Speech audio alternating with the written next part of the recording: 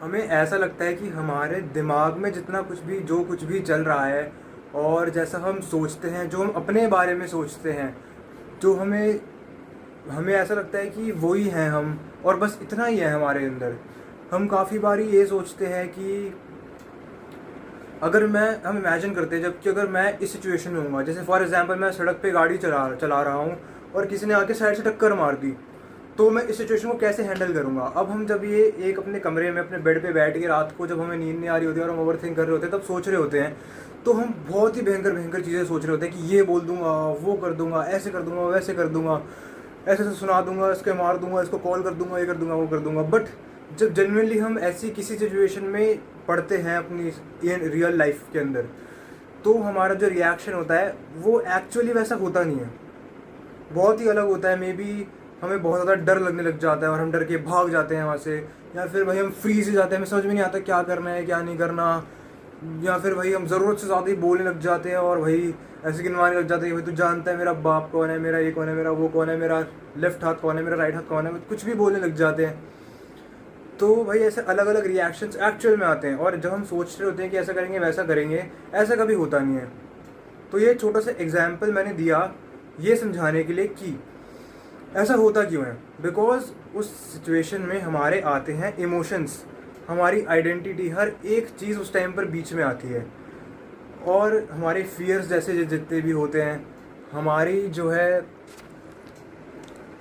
मैं लाइक अलग अलग चीज़ें हो सकती है, हमारे इमोशंस हो सकते हैं अलग अलग, और ये सब कुछ जो है हमारे अनकॉन्शियस में स्टोर्ड होता है।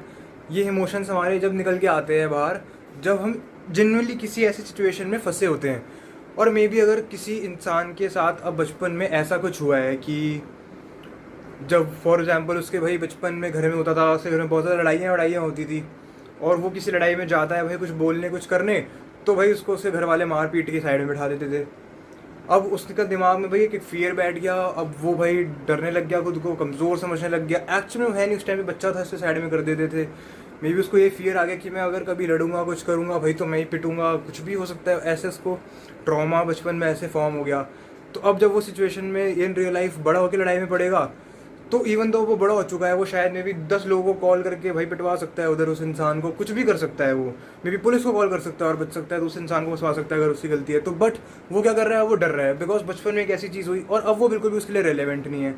ऐसे ही एक छोटा सा मैंने एग्जाम्पल दिया था। और हमारी लाइफ में बहुत सारे हमारे ट्रॉमास होते हैं, हमारे सेल्फ बिलीव्स होते हैं, हमारे अनकॉन्शियस पैटर्न्स होते हैं जो हमारे अंदर स्टोर होते हैं, बट वो इतने ज़्यादा गहरे गड्ढे में हमारी कॉन्शियसनेस के छुपे हुए होते हैं कि हमें पता ही नहीं होता वो एग्जिस्ट करते हैं। जैसे कि जब एक जो गोल्ड की वो है, क्या कहते हैं उसको, साइट होती है जहाँ से माइन करते हैं गोल्ड को, जो भी कहते हैं उसको, जब गोल्ड उस साइट के अंदर दबा होता है गोल्ड माइन के अंदर, तो हमें नहीं पता कि वहाँ पर गोल्ड है। बट जब हम खोद के उस गोल्ड माइन को पहुँचेंगे और उस ओर को निकालेंगे, फिर ओर में से सारी इम्प्योरिटीज हटाएंगे, तब हमारे हाथ में गोल्ड आएगा। इसी तरह से ये सारी चीज़ें हमारे अनकॉन्शियस में छुपी होती हैं और हमें पता ही नहीं होता। हम सोचते रहते थे जो हमें पसंद है, जो हमें नापसंद है, हम जेन्युइनली वही हमें पसंद और नापसंद है। हम अपने बारे में जो कॉन्शियसली सोचते हैं हमें लगता है हम जेन्युइनली वैसे ही है, हमें कॉन्शियसली से लगता है हमारी नीड्स है, हमारी वांट्स हैं, वो जेन्युइनली वही है। बट एक्चुअल में ऐसा कुछ होता नहीं है। अनकॉन्शियसली जो है ये सब चीज़ें हमें कंट्रोल करती हैं, और ये हमारी लाइफ को इस तरह कंट्रोल करती है कि हमें समझ में ही नहीं आ रहा होता कि क्या हो रहा है। जैसे बहुत सारे लोग लेज़ी होते हैं, प्रोक्रेस्टिनेट होते हैं, करते हैं, उसके पीछे भी ये सब रीजंस होते हैं। तो मैंने एक रफ आइडिया दे दिया है कि मैं किस प्रॉब्लम के बारे में बात कर रहा हूँ, और एक मैंने एक एग्जांपल लेकर के बात किया। अब ये लाइफ की हर चीज़ के अंदर अप्लाई हो सकता है, तो आप अपनी लाइफ में भाई अब रियलाइज़ कर सकते हो ये सब चीज़ें इस तरह से सोच करके कि मैं अपने बारे में क्या सोचता हूँ, एंड फिर अपनी रियल लाइफ में कुछ सिचुएशंस याद करके देख सकते हो कि मैं असलियत में क्या हुआ। मे बी मैं खुद को बहुत ही बड़ा भाई अल्फा मानता हूँ और बहुत अट्रैक्टिव लड़का मानता हूँ, बट भाई मैं जब किसी लड़की मेरे सामने आती है तो मैं मूड देता हूँ पैंट में। अगेन एक एग्जाम्पल मैंने दिया। तो इस तरह अपनी लाइफ में याद करने की कोशिश करो और अपनी स्टोरी एक पूरी लाइफ की एक बार प्ले करो, तो तुम्हें पता चलेगा कि तुम्हारे में कहाँ ये मिसमैचेस हैं और कहाँ ये तुम्हारे अनकॉन्शियस पैटर्न तुम्हें कंट्रोल कर रहे हैं, तुम्हें समझ में आएंगे। अब नेक्स्ट चीज़ क्या है कि मैं बताने वाला हूँ कि इस प्रॉब्लम का, इस चीज़ का सल्यूशन क्या है और इस चीज़ का सल्यूशन करना कैसे है। तो भाई मेन चीज़ ये है कि अब तुम अपने बारे में कॉन्शियसली कुछ भी सोचते रहो कि मैं कुछ भी हूँ भाई, मेरे से भाई मैं एकदम 6 फुट 5 इंच का हूँ, मेरी 25 इंच की बाइसेप है, मेरे भाई 16 एब्स है। भाई तुम अपने बारे में कुछ भी कॉन्शियसली सोचते रहो,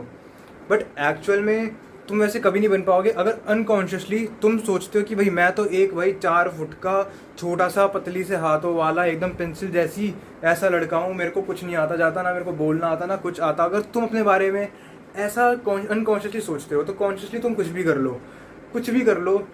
तुम वैसे ही रहोगे। और तुम एक खाली कमरे में बैठ के अपने आप को शेर मानते रहो, बट जब इन रियल लाइफ तुम उतरोगे कुछ भी करोगे तो वो जो अनकॉन्शियस तुम्हारी आइडेंटिटी है वही वहाँ पर सामने आएगी और तुम उसको प्रोजेक्ट करोगे औरों के ऊपर और वही तुम्हारी आइडेंटिटी निकल के आएगी। तो अब इस चीज़ का सोल्यूशन जो है वो बस इतना सा ही है कि तुम्हें अपने इमोशंस को प्रोसेस करना पड़ेगा और उनको लेट गो करना पड़ेगा। अब ये करना कैसे है? अब जैसे फॉर एग्ज़ाम्पल मेरे को काम करना था अपने फियर ऑफ लोनलीनेस के ऊपर, तो मैंने उसके ऊपर किस तरह काम किया। मैंने अपने फियर के ऊपर, जो मेरे अंदर फियर है, मैंने अपनी लाइफ की कुछ चीज़ें रीप्ले करी, कुछ स्टोरीज जो मेरे साथ हुई थी वेयर आई वॉज स्केयर्ड, और मैंने अपने आप को ऐसा इमेजिन किया कि मैं अभी इस मोमेंट में उसी सिचुएशन में हूँ जो शायद मेरे साथ 2 साल पहले कोई चीज़ हुई थी। जब मैंने उस सिचुएशन में अपने आप को इमेजिन करूँगा, सोचने की कोशिश करूँगा, तो मेरी बॉडी में आएंगे सेंसेशंस जो इमोशन के साथ आती हैं। मे बी मेरे चेस्ट के अंदर मेरे को कुछ टेंशन फील हो रही हो, मे बी मेरे स्टमक के अंदर, तो मैं उस टेंशन को बिल्कुल आने दूंगा और उसको फील करूँगा बहुत भयंकर तरीके से, अच्छे से, कि क्या है क्या वो, मतलब एक क्यूरियस होकर। जब आप अपनी उन सेंसेशंस को और फीलिंग्स को ऑब्जर्व कर रहे हो तो आपके अंदर उन सेंसेशंस को लेकर के ऐसी क्यूरियोसिटी होनी चाहिए जैसी जब एक छोटा बच्चा गाड़ी में कहीं अपने परिवार के साथ ट्रैवल कर रहा होता है और वो देखता है कि यार ये सूरज हमारे साथ साथ क्यों चले जा रहा है, और वो अपने घर वालों से पूछता है कि ये सूरज हमारे साथ साथ कैसे चल रहा है।